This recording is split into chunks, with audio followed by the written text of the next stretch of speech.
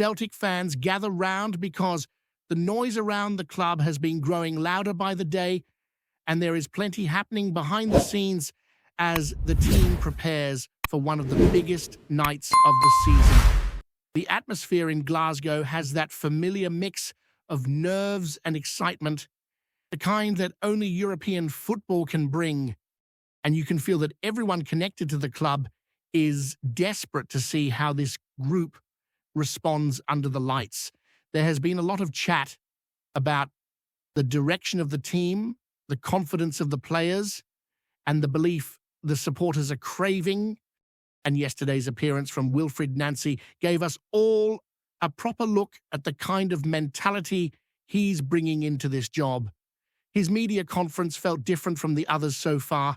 There was a calmness about him, but also a quiet assurance that you want in a manager leading Celtic into big continental fixtures. He spoke with respect for the challenge, but without shrinking from it. He acknowledged the noise around Sunday's match and the debates over tactics, shapes, and structures, but he didn't let himself get pulled into any drama. Instead, he made it clear that people will talk, opinions will fly about, they'll fly. And none of that changes the job he has to do. Build a Celtic side that knows exactly who it is and how it wants to play. That kind of composure is something Celtic fans appreciate, especially at a moment when the team is shifting into a new style and trying to settle under new ideas. One of the things that stood out most was the way he talked about confidence, not arrogance, not false bravado, but genuine belief in his approach. When he was asked about the significance of tonight being his first match in a UEFA competition, he didn't shy away from the occasion, but he also reminded everyone that he's managed big games before, including a continental final. He wasn't trying to impress with it. It was simply a reminder that he understands the scale of these matches and the pressure that comes with them. The tone of it almost brought to mind that famous moment when a certain former manager dropped the line about having coached at a World Cup, but Nancy did it in a far more subtle way, more understated, yet with the same sense of self-assurance. He continued to stress something he's been repeating since the first day he arrived. For him, football isn't just about a formation written on a board. It's about concepts, about relationships on the pitch, about how players move in connection with each other and with the ball. He talked again about proximity, spacing, and how the team manipulates the opposition to open gaps. There has been so much chat about a back three or a back four, and he almost brushed all of that aside, explaining that those numbers don't define the identity of the team. What defines the team are the principles being applied every minute they're on the pitch. Celtic supporters listening to that will have recognized it as something this squad is still adapting to, but the clarity with which he describes it is encouraging. Another thing he spoke about with real conviction was leadership. He said plainly that he is a coach when he's developing players technically and helping them improve decision-making, but in the wider sense, he sees himself as a leader. A leader, in his words, must understand the context, hold belief, and merge that belief with the situation the team is facing.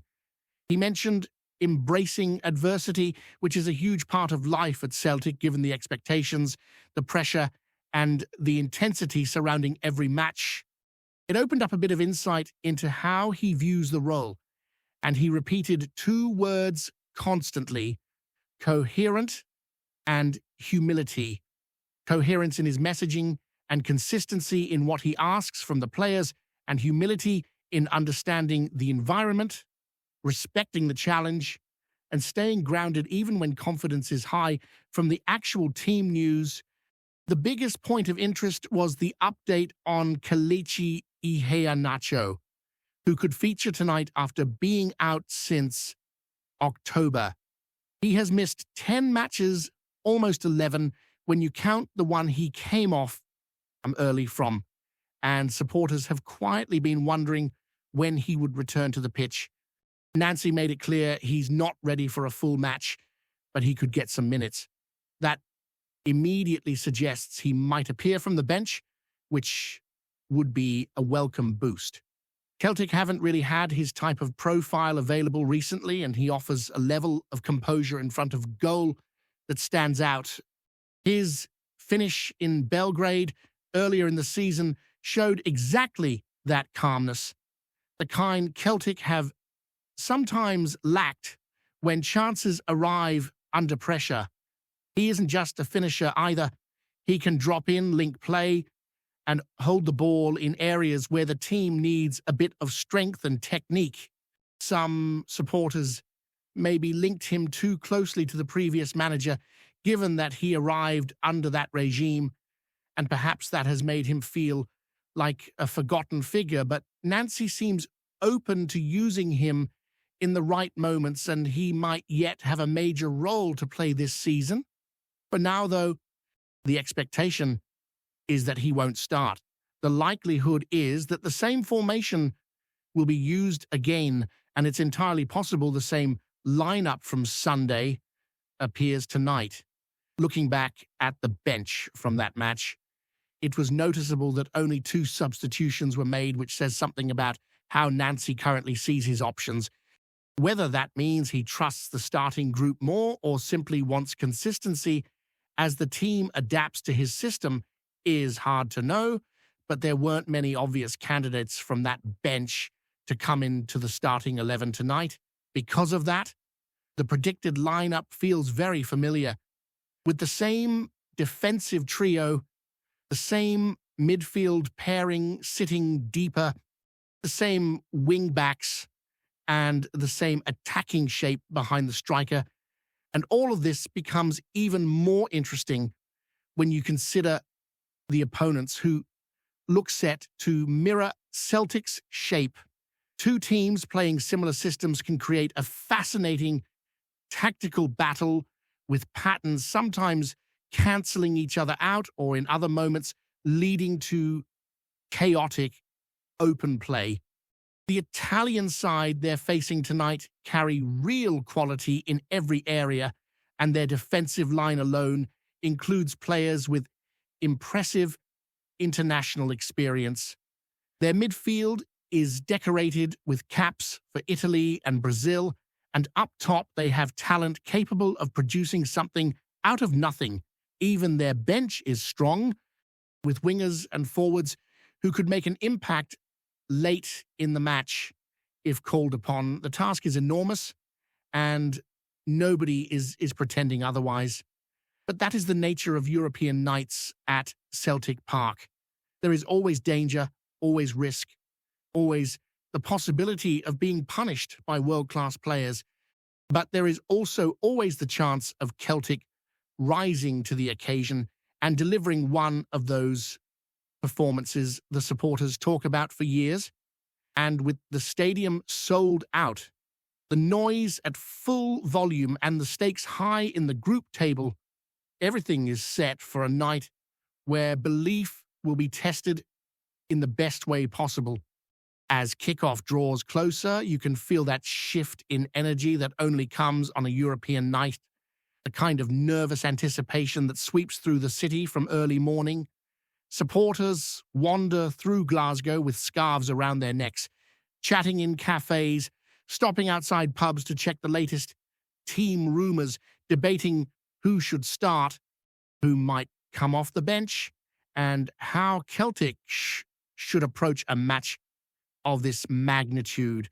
Those conversations carry that familiar mix of hope and realism, because everyone knows the scale of the challenge, yet everyone also knows what Celtic Park can become under the lights.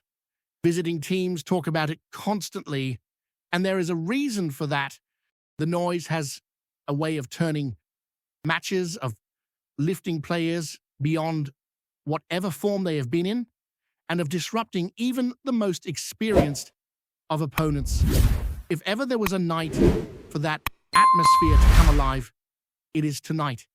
There has been a lot of noise about the system Celtic are using at the moment. Three at the back always sparks strong opinions, especially when supporters are so used to seeing the club line up in a particular shape for years. But these are the early stages of something new, and you can sense that Nancy is determined to stick to his principles. He is not trying to copy anything from anybody else. He is building his own version of the system, one driven by movement, bravery on the ball, and calculated risks. The players are still adjusting to the distances, the rotations, and the intensity required, and that was obvious in parts of Sunday's match. But there were also signs of what this team could look like when those principles click together. The challenge now is doing that against top opposition who press, who move sharply, and who punish mistakes. For the players, this match is an opportunity to show they can handle this new way of playing under pressure. There is nowhere to hide tonight. Every misplaced pass, every slow touch, every breakdown in structure will be seized upon by high-level footballers. But the flip side of that is the opportunity. If Celtic can execute their ideas at a higher level than they have so far, the match could open up for them, because the Italian side they are facing are not invincible. They carry immense talent, yet they are also unpredictable. They can dominate one week and struggle the next, and they have lost 2 consecutive matches coming into this one. That doesn't make them weak, but it does raise the question of confidence. And Celtic must test that from the first whistle. One of the biggest keys will be how Celtic manage transitions. Nancy's system encourages aggressive pressing, but that pressing only works if the structure behind the ball is tight. When the wing-backs push forward, the defensive three must be completely switched on. When the midfielders step out, the rest of the team must shuffle with them. In training, this can look seamless. In matches, especially in Europe, the tiniest mistake can turn into a counter-attack and a goal in seconds. Celtic have been guilty of leaving space in dangerous areas this season, and tonight, the opposition have the kind of players who can punish those moments without hesitation. The supporters know this, the players know this, and Nancy certainly knows this, which is why he has been hammering home the importance of coherence and humility. Humility in his context is not about shrinking or showing fear. It is about respecting the challenge, staying grounded, and recognizing that the team must earn every moment of control on the pitch.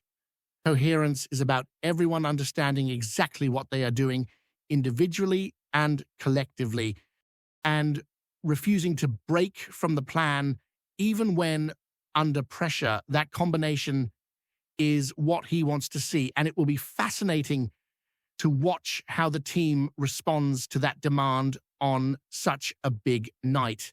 There is also the question of mentality.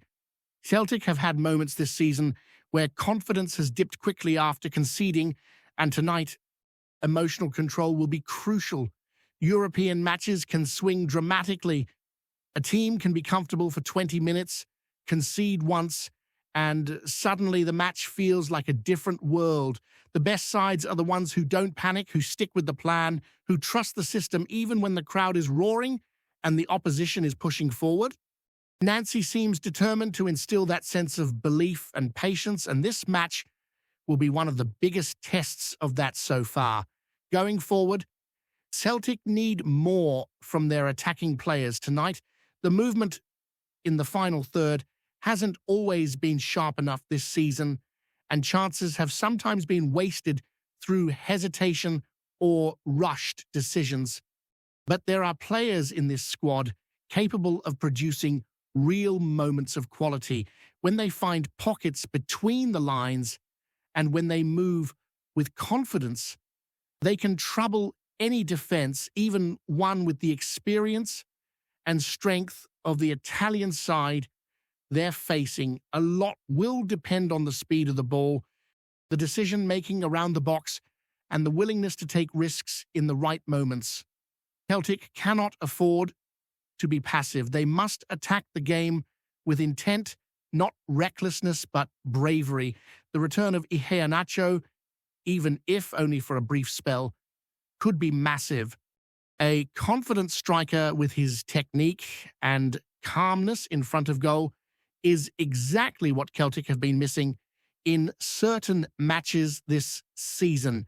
Even 10 minutes from him could make a difference, especially if the match is tight and the opposition defense starts feeling the pace of the game.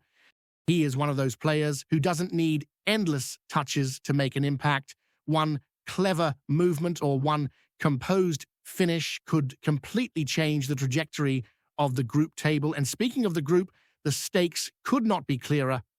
Celtic sit just below the line where qualification becomes possible, and the maths of it all brings its own tension. 10 points might be enough. 11 almost certainly would be. With 7 on the board already, the final 3 matches are where the season's European ambitions will rise or fall. The supporters are well aware of this, which is why tonight carries that extra edge. A win would be massive, potentially transformative. A draw, while not ideal, would still keep the club in a strong position, especially considering the difficulty of the opponent. A defeat would complicate things, though not end them entirely. But Celtic do not want to put themselves in a position where they need miracles in the final fixtures. They want to take points now at home, where European destiny has so often been shaped. Before we proceed, subscribe to our channel and enable notifications to receive all exclusive news about Celtic FC. Don't miss any details about your favorite team. It's extremely important for Celtic FC fans. It's fair to say the Scottish football scene is in absolute uproar this week, as whispers from Parkhead have started to grow into full-blown speculation that could shake up the Premiership entirely. Celtic, the Hoops, have apparently pulled off a move that nobody saw coming, an acquisition that has left fans brawling in online forums and pundits scrambling for their notes. Sources close to the club hint at a surprise signing, a player whose arrival is so unexpected it's being treated almost like a well-kept secret, whispered in hushed tones behind closed doors at Lennoxtown. And as if that wasn't enough, Tay set tongues wagging, the news comes in tandem with a shock exit, a long-serving veteran, a figure who has been a fixture in the dressing room and on the pitch for years, is reportedly being shown the door. The decision is said to have divided opinion among supporters, with some lamenting the loss of experience while others argue it's a necessary shake-up for a squad-looking Tay challenge on multiple fronts. But perhaps the most tantalizing aspect of all this rumor mill chatter, Neymar. You heard that right. The Brazilian superstar's name is being whispered in connection with the Hoops, sparking feverish speculation across social media. Could the mercurial forward really be making a move to Glasgow? Those in the know are remaining tight-lipped, but it's enough to have Celtic fans dreaming of a summer that might rewrite the club's history. The idea of a player of Neymar's caliber lacing up with the green and white Hoops has sent pulses racing, with conversations ranging from tactical formations to merchandising bonanzas. Insiders say the club's management is being deliberately coy, hinting only that exciting times lie ahead. If even half of the rumors are true, Celtic could be preparing Ate enter a new era, one that blends youthful dynamism with headline-grabbing signings. Meanwhile, the rest of the league is watching nervously, aware that the Hoops might just have pulled off a coup that leaves rivals scrambling to respond. In the meantime, fans are left in the delightful agony of speculation, endlessly debating what could be, and savoring the electrifying possibility that their club is on the verge of something truly extraordinary. Hello, fan. Don't forget to like and subscribe to the channel, as it means a lot to Celtic FC. Also, share your opinion about the news in the comments below. See you in the next video.